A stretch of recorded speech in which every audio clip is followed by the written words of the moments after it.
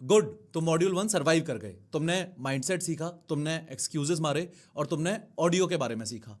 अब बारी है क्रिएट करने की और तुम क्रिएट करने के लिए रेडी हो। पर इस सब का कोई मतलब नहीं है अगर तुम्हारा आइडिया ही कचरा है। अगर कोई लगातार 10 घंटे बैठकर एक वीडियो एडिट कर रहा है, frame by frame colour grading कर रहा है और सोच रहा है कि बस इस मेहनत की वजह से मेरी वीडियो वायरल हो जाएगी, तो उस इंसान को एक सेकंड रुक जाना चाहिए। क्योंकि आज का सबसे काउंटर इंट्यूटिव सच ये है कि ज्यादा मेहनत करने से वीडियो वायरल नहीं होती। ये चैप्टर मॉड्यूल 2 का सबसे इंपॉर्टेंट चैप्टर है और पूरे कोर्स का one of the most important. चलो सीधा प्रूफ से शुरू करते हैं, थ्योरी बाद में आएगी। प्रोफेसर ऑफ हाउ के इंस्टाग्राम पर 2 अलग अलग रील्स बनाई गई। दोनों रील्स में हमने अपनी जान लगाई। दोनों का रिसर्च टॉप नॉच था। स्क्रिप्टिंग भी सेम राइटर ने की थी, यानी कि मैं, प्रोफेसर ऑफ हाउ, क्योंकि मेरे चैनल पे सारी स्क्रिप्ट्स मैं ही लिखता हूँ। Production quality, voice over, 3D animation, सब कुछ एब्सोल्युटली सेम लेवल का था। दोनों में 100% एफर्ट दिया गया। रील नंबर 1 का टॉपिक था why Indian army day is celebrated. Result आया 2.1 मिलियन व्यूज। रील नंबर 2 का टॉपिक था what is the Epstein files case. Result आया 81 million views. 81 million, 2.1 million versus 81 million. क्या ये जमीन आसमान का फर्क नहीं है? अब मुझे एक बात बताओ, क्या रील 1 में हमारी मेहनत कम थी? नहीं। क्या एनिमेशन खराब था? बिल्कुल नहीं। क्या स्क्रिप्ट वीक थी? नहीं। Same team, same effort, same execution, same everything. तो फर्क कहां आया? फर्क आया सिर्फ और सिर्फ एक जगह पे। एप्स्टीन फाइल्स एक ग्लोबल कंट्रोवर्सी थी। लोगों के दिमाग में एक खुजली थी, एक एक्सट्रीम क्यूरियोसिटी थी कि आखिर इन फाइल्स में किस किस बड़े आदमी का नाम है। कुछ डार्क था, कुछ हिडन था, कुछ शॉकिंग था। ये डार्क, शॉकिंग, हिडन फैक्टर्स वगैरह ही ये सब मिलकर क्लिक्स बनाते हैं, ये सब मिलकर रिटेंशन बनाते हैं, शेयरिंग बनाते हैं। इन सब फैक्टर से ही वीडियो स्केल होती है। दूसरी तरफ इंडियन आर्मी डे एक डीपली रिस्पेक्टफुल टॉपिक है। हमारी आर्मी पे हमें गर्व है, पर उस मोमेंट पे लोगों को कोई नई या शॉकिंग चीज जाननी ही नहीं थी। बेसिक फैक्ट्स ऑलरेडी पता थे, इमीडिएट अर्जेंसी थी ही नहीं। और यहां बहुत सारे क्रिएटर्स इमोशनल होकर खुद से ही झूठ बोलने लगते हैं। वो ये सब बोलने लगते हैं कि पर आर्मी डे ज्यादा मीनिंगफुल है, एजुकेशनल कंटेंट को ज्यादा रीच मिलनी चाहिए। शायद हाँ, सही कह रहे हो, पर इंटरनेट पर उस चीज को रिवॉर्ड नहीं मिलता जो ज्यादा अटेंशन डिजर्व करती है। इंटरनेट पर उस चीज को अवार्ड मिलता है जो ज्यादा अटेंशन पुल करती है। एक बार पीछे करके इस लाइन को दोबारा सुनना। इस एक केस स्टडी ने वो पुराना मिथ पूरी तरह डिस्ट्रॉय कर दिया कि कंटेंट इज किंग और एडिटिंग इज एवरीथिंग। एडिटिंग का रोल था, पर डिफरेंस मेहनत में नहीं था। डिफरेंस सिर्फ और सिर्फ उस कोर आइडिया में था। और यही वो चीज है जो तुम सबको अपने दिमाग पर टैटू करवा लेनी चाहिए कि वीडियो का जो सक्सेस है वो 90% सिर्फ और सिर्फ आइडिया पे ही डिपेंड करता है। बाकी का 10% एग्जीक्यूशन है। एग्जीक्यूशन उस 90% को मल्टीप्लाई करता है। पर इसका मतलब यह नहीं है कि एग्जीक्यूशन डेड आइडिया को जिंदा कर सकता है। अगर टॉपिक हॉट है, क्यूरियोसिटी ड्रिवन है, इमोशनली चार्ज्ड है, सोशली रेलेवेंट है या मिस्ट्री लोडेड है, तो वीडियो पहले से ही युद्ध के मैदान में एक हथियार लेकर उतरती है। पर अगर टॉपिक फ्लैट है, लो क्यूरियोसिटी है और इमोशनली कोल्ड है, तो तुम्हारी वीडियो पहले से ही हाफ डेड है। ये वैसा ही है जैसे गोबर का एक केक बनाओ और उस पर ऊपर से चेरी लगा दो। चेरी ऊपर से लगा देने से गोबर का टेस्ट नहीं बदलेगा। या फिर एक मरी हुई लाश पे मेकअप लगाओ, मेकअप लगाने से लाश सुंदर दिखेगी लेकिन वो इंसान जिंदा नहीं हो जाएगा। क्रिएटर्स सालों बर्बाद करते हैं क्योंकि वो एग्जीक्यूशन में ऑब्सेस्ड हैं, लेकिन आइडिया सिलेक्शन में केयरलेस। वो वीक आइडियाज को पॉलिश करते हैं, एनिमेट करते हैं, एडिट करते हैं, वॉइस ओवर करते हैं, पोस्ट करते हैं और फिर एल्गोरिदम को ब्लेम करते हैं। एल्गोरिदम ने तुम्हारा कंटेंट नहीं मारा, तुम्हारे वीक आइडिया ने तुम्हारा कंटेंट मारा, इससे पहले कि एल्गोरिदम को मौका भी मिल पाता। और फिर क्रिएटर्स रोते हैं कि बस कैसे भी करके थोड़ी और बेहतर एडिटिंग कर देता तो चल जाता, हुक थोड़ा और स्ट्रॉन्ग होता तो चल जाता, कैप्शंस अगर बढ़िया डाले होते तो चल जाता, कहीं थोड़ा इंप्रूव कर देता तो चल जाता।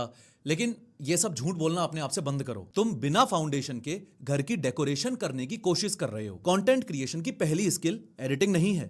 कंटेंट क्रिएशन की पहली स्किल स्पीकिंग भी नहीं है। कंटेंट क्रिएशन की पहली स्किल स्टोरी टेलिंग भी नहीं है। कंटेंट क्रिएशन की सबसे पहली और मोस्ट इंपोर्टेंट स्किल है आइडिया का, सही आइडिया का सिलेक्शन करना। अगर तुमने सही चीज सेलेक्ट की जिस पर सच में बात करनी है, तो तुम जंग शुरू होने से पहले ही आधी जंग जीत गए। लेकिन अगर तुमने गलत चीज चूज की जिस पे बात नहीं करनी चाहिए, तो तुम अपना लैपटॉप खोलने से पहले ही आधी जंग हार गए। ये मॉड्यूल 2 की पहली सच्चाई है कि nothing is more important than an idea. अब जब ये एस्टेब्लिश हो गया कि 90% गेम आइडिया का है, तो नेचुरली अगला सवाल आता है, अच्छा तो आइडिया मिलेगा कहां से? और यही वो जगह है जहां ज्यादातर क्रिएटर्स कंप्लीटली टूट जाते हैं। वो लैपटॉप खोलकर ब्लैंक स्क्रीन के सामने बैठ जाते हैं और सोचते हैं चलो आज कुछ वायरल आइडिया सोचते हैं। भाई, आइडियाज फैक्ट्री में मैन्युफैक्चर नहीं होते, आइडियाज तुम्हारे आसपास घूम रहे हैं। तुम्हें उन्हें सोचना नहीं है, तुम्हें उन्हें देखना है। और यही वजह है कि इसे एक्टिव आई मेथड कहा जाता है, ना कि एक्टिव ब्रेन मेथड। तुम्हारा ब्रेन लेजी है, पर तुम्हारी आंखें ट्रेन की जा सकती हैं हैं कि वो कभी बंद ना हो। जब कोई कहता है कि आइडियाज नहीं आ रहे, तो उसका असल मतलब ये नहीं कि दुनिया में आइडियाज खत्म हो गए हैं। उसका असल मतलब ये है कि मैंने अपनी आंखों को ट्रेन नहीं किया। आइडियाज मिसिंग नहीं है, तुम्हारी ऑब्जर्वेशन मिसिंग है। आइडियाज रेयर नहीं होते, ट्रेंड आंखें रेयर होती हैं। ये इस चैप्टर की एकदम बैकबोन लाइन है। इस एक्टिव ऑब्जर्वेशन को समझने के लिए मैं तुम्हें एक रियल स्टोरी बताता हूं जो मेरे बहुत करीब है। मेरे फादर इंडियन आर्मी से रिटायर्ड हैं। वो 2016 में रिटायर हुए थे। आर्मी पर्सनल की पोस्टिंग रोटेट होती रहती है। फील्ड पोस्टिंग, फिर पीस पोस्टिंग, फिर फील्ड, फिर पीस। जब मेरे फादर की पोस्टिंग फील्ड में थी तो उन्हें 29 RR यानी राष्ट्रीय राइफल्स रेजिमेंट मिली। इनिशियली वो 13 ग्रेनेडियर्स रेजिमेंट से हैं। फील्ड में जाते ही आर्मी पर्सन को टेम्परेरीली दूसरी रेजिमेंट में अटैच कर दिया जाता है और फिर पीस में आके वो वापस अपनी इनिशियल रेजिमेंट का हो जाता है। 29 RR जो जम्मू एंड कश्मीर में पाकिस्तान के बॉर्डर पर डिप्लॉयड थी। तो मुझे जब वहां 2 महीने घूमने का मौका मिला तो वहां का एनवायरनमेंट एकदम अलग था। ऐसी हाई रिस्क रेजिमेंट के एंट्रेंस पे एक स्पेशल यूनिट होती है जिसे बोला जाता है घातक प्लाटून। ये घातक प्लाटून क्या करती है? ये नॉर्मल लोगों की तरह सोते नहीं है। ये हमेशा यूनिफॉर्म में होते हैं। इनकी लोडेड गन्स हमेशा इनके बिस्तर के पास ही होती हैं। ये हर सेकंड मेंटली और फिजिकली तैयार रहते हैं कि किसी भी वक्त, किसी भी सेकंड टेररिस्ट अटैक हो सकता है। इनकी आंखें एक्टिव हैं, इनका रेडार हमेशा ऑन रहता है। ये स्कैन करते रहते हैं कहां है खतरा, क्या मूवमेंट हो रही है, ये शैडो किसकी थी। ये वेट नहीं करते कि टेररिस्ट सामने आए तब रिएक्ट करेंगे। ये पहले से रेडी रहते हैं। एक कंटेंट क्रिएटर को एग्जैक्टली यही घातक प्लाटून वाला माइंडसेट चाहिए।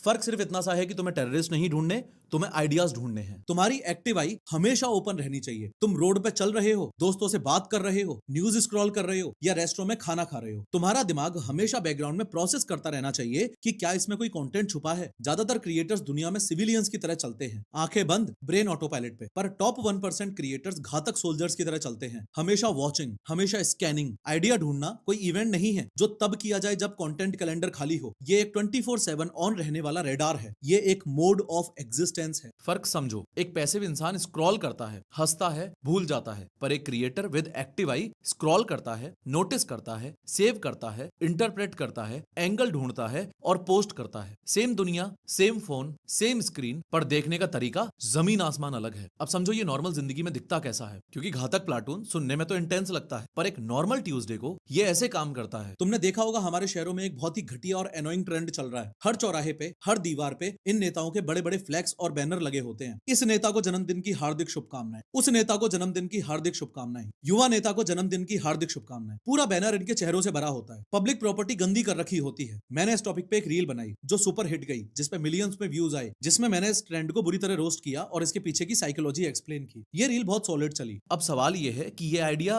आया कहां से? क्या मैं डेस्क पे बैठकर गूगल कर रहा था क्या कि best ideas for roasting politicians? नहीं, मैं अपने एक दोस्त के साथ एक कैफे में बैठा था। हम लोग नॉर्मल चाय पी रहे थे, बकचोदी कर रहे थे। अचानक मेरे दोस्त ने बाहर लगे एक होर्डिंग को देखकर बोला, यार किशोर, आजकल क्या ये फालतू का ट्रेंड चल गया है। हर कोई अपना थोबड़ा चौराहे पर लगा के बैठ जाता है हैप्पी बर्थडे बुलवाने के लिए। नॉर्मल इंसान होता तो बोलता हाँ यार सही कह रहा है, और फिर दूसरी बात करने लग जाता। पर मेरा एक्टिव आई ऑन था, मेरे घातक प्लाटून वाला रेडार घूम गया। मैंने तुरंत सोचा ये चीज हर शहर में हो रही है तो रिलेटेबिलिटी हाई है। ये चीज सबको इरिटेट करती है तो इमोशन हाई है। किसी ने इस लॉजिक के साथ बात नहीं की है तो गैप इन द मार्केट भी है। Boom, idea locked. तुरंत अपनी टिक टिक ऐप में नोट कर लिया। एक कैजुअल कैफे की आम बातचीत एक वायरल स्क्रिप्ट बन गई। अगर मेरी आंखें और दिमाग एक्टिव नहीं होते तो वो आइडिया वहीं कैफे की टेबल पे ही चाय के कप के साथ खत्म हो जाता। तो अब सवाल आता है कि ये एक्टिव आई कहां फोकस करनी चाहिए, आइडियाज कहां मिलते हैं? तो सुनो, जवाब है ऑलमोस्ट एवरीवेयर। पर कुछ जगह ऐसी हैं जो गोल्ड माइंस हैं। पहली गोल्ड माइन है न्यूज, पर इसे एक रिपोर्टर की तरह नहीं देखना है। न्यूज सिर्फ इंफॉर्मेशन नहीं है, ये पब्लिक अटेंशन का फ्लो है। जहां अटेंशन है वहां कंटेंट की अपॉर्चुनिटी है। और ये कहावत तो तुमने सुनी ही होगी, where attention goes money flows. दूसरी गोल्ड माइन है कमेंट सेक्शंस। ये फ्री मार्केट रिसर्च है। लोग वहां बता रहे होते हैं कि वो किस बात पे कंफ्यूज्ड हैं, किस बात पे फाइट कर रहे हैं, क्या सवाल पूछ रहे हैं। अगर 50 लोग एक ही पॉइंट पे कंफ्यूज्ड हैं तो वो कंफ्यूजन पैटर्न तुम्हारे नेक्स्ट वीडियो का आइडिया है। तीसरी गोल्ड माइन है डेली लाइफ की चिड़चिड़ाहट, wrong side driving, e rickshaw का आतंक, पब्लिक प्लेसेस पे लोगों की घटिया सिविक सेंस, जो चीजें तुम्हें जेन्युइनली इरिटेट करती हैं। चांसेस हैं वो हजारों और लोगों को भी करती होंगी। चौथी गोल्ड माइन है कैजुअल कन्वर्सेशंस। जैसे हमने कैफे वाले एग्जांपल में देखा, दोस्तों के अजीब ओपिनियंस में, फैमिली की बातों में, कलीग्स के फ्रस्ट्रेशन में कंटेंट का सोना छुपा होता है। पर यहाँ एक बड़ा डिस्क्लेमर है, हर ऑब्जर्वेशन कंटेंट नहीं होती। आइडिया स्ट्रॉन्ग तब बनता है जब उसमें क्यूरियोसिटी हो, कंट्रोवर्सी हो, कंफ्यूजन हो, कॉन्ट्राडिक्शन हो या मास रिलेटेबिलिटी हो। अगर ये एलिमेंट्स नहीं है तो वो सिर्फ एक ऑब्जर्वेशन है, कंटेंट नहीं। और सबसे जरूरी स्टेप, आइडियाज को कैप्चर करना। कोई फायदा ही नहीं है अगर तुम्हें कहीं पे कोई आइडिया दिखा, कोई आइडिया मिला और तुमने उसे कैप्चर ही नहीं किया तो एक्टिव आई का कोई फायदा नहीं है। ज्यादातर क्रिएटर्स आइडियाज खो देते हैं क्योंकि वो अपनी मेमोरी पे ट्रस्ट करते हैं। ये एक जबरदस्त स्टूपिड मिस्टेक है। आइडिया दिखा, तुरंत कैप्चर करो, एक लाइन, आधी line, rough angle, voice note, notes app, WhatsApp खुद को भेजो, कुछ भी करो। मैं तो पिछले 7 सालों से टिक टिक ऐप यूज कर रहा हूं, तुम भी यूज कर सकते हो, फ्री फोकट की है। उस रॉ आइडिया का काम परफेक्ट होना नहीं है, उसका काम सर्वाइव करना है। प्रोफेशनल क्रिएटर्स इंस्पिरेशन का वेट नहीं करते, वो अपना सर्वेलेंस सिस्टम बिल्ड करते हैं। जैसे ही आइडिया आए, नोट, जैसे ही ऑब्जर्वेशन हो, नोट। यही वजह है कि प्रोफेशनल्स लकी दिखते हैं, क्योंकि जब मूवमेंट आता है उनके पास पहले से एमिनिशन रेडी होता है। अब मैं तुम्हें काम दे रहा हूं, ये चैप्टर खत्म होते ही अगले 24 घंटे के अंदर अपने आसपास की एनवायरनमेंट में से 3 ऐसी चीजें नोट करो जो एक सॉलिड पीस ऑफ कंटेंट बन सकती है। वो कोई न्यूज हो सकती है, तुम्हारे आसपास हो रही कोई इरिटेशन हो सकती है, किसी की कही हुई कोई अजीब सी बात हो सकती है, कोई ट्रेंड हो सकता है, कोई कॉन्ट्राडिक्शन हो सकती है। बस नोट करो, कोई जजमेंट नहीं, सिर्फ रॉ ऑब्जर्वेशंस। 24 घंटे के बाद तुम्हारे पास कम से कम 3 वोल्केनो आइडियाज रेडी होंगे। उन्हें फिल्टर कैसे करना है और उनसे स्क्रिप्ट कैसे बनानी है वो हम अगले चैप्टर्स में सीखेंगे, पर पहले अपना रडार ऑन करो। ज्यादातर क्रिएटर्स इस चैप्टर को पढ़ के कुछ नहीं करेंगे, वो कल वापस ब्लैंक स्क्रीन के सामने बैठकर आज क्या बनाऊं सोचेंगे, और फिर उनकी वीडियोस पे 200 व्यूज आएंगे और फिर वो ही रोना धोना होगा कि हैं क्या करूं, चैनल नहीं चल रहा। अरे भाई, जो बता रहा हूं उसको एग्जीक्यूट करना। क्योंकि जो लोग एक्चुअली ये 24 घंटे की एक्सरसाइज करेंगे उन्हें अचानक रियलाइज होगा कि आइडियाज की उन पे हर मिनट बारिश हो रही है। तब वो एक सिविलियन क्रिएटर से घातक क्रिएटर बन जाएंगे। घातक प्लाटून वाले वो जबरदस्त क्रिएटर्स। टैलेंट चीप है, सस्ते में मिल जाता है, एग्जीक्यूशन ट्रेनेबल है, तुम उसे सीख सकते हो, लेकिन बिना एक्टिव आई के तुम एक सही टॉपिक नहीं चुन सकते, और गलत टॉपिक बाकी सब कुछ मार देता है। इस बात से कोई फर्क ही नहीं पड़ता कि तुम्हारी स्क्रिप्ट कितनी तगड़ी है, तुम्हारी ऑडियो कितनी तगड़ी है और तुमने एडिटिंग कितनी तगड़ी की है। अगर तुम्हारा आइडिया डेड है तो तुम्हारी वीडियो डेड होगी ही होगी, उसे कोई नहीं बचा सकता। आज से तुम्हारी आंखें कभी बंद नहीं होंगी। तुम अब घातक मोड में आ चुके हो, क्योंकि तुम्हें पता चल गया है कि 2.1 मिलियन व्यूज और 81 मिलियन व्यूज की वीडियोस के बीच में फर्क मेहनत का नहीं है, फर्क आंख का है। उसको अभी के अभी खोलो और एक सही आइडिया चुनना शुरू करो। तुम कभी भी एक ऐसी दुनिया में रह ही नहीं रहे थे जहां आइडियाज नहीं थे। तुम हमेशा एक ऐसी दुनिया में रह रहे थे जो आइडियाज से भरी हुई थी, पर तुम्हारी आंखें अनट्रेन्ड थी। अब नहीं, अब मौका आ गया है अपनी आंखों को ट्रेन करने का।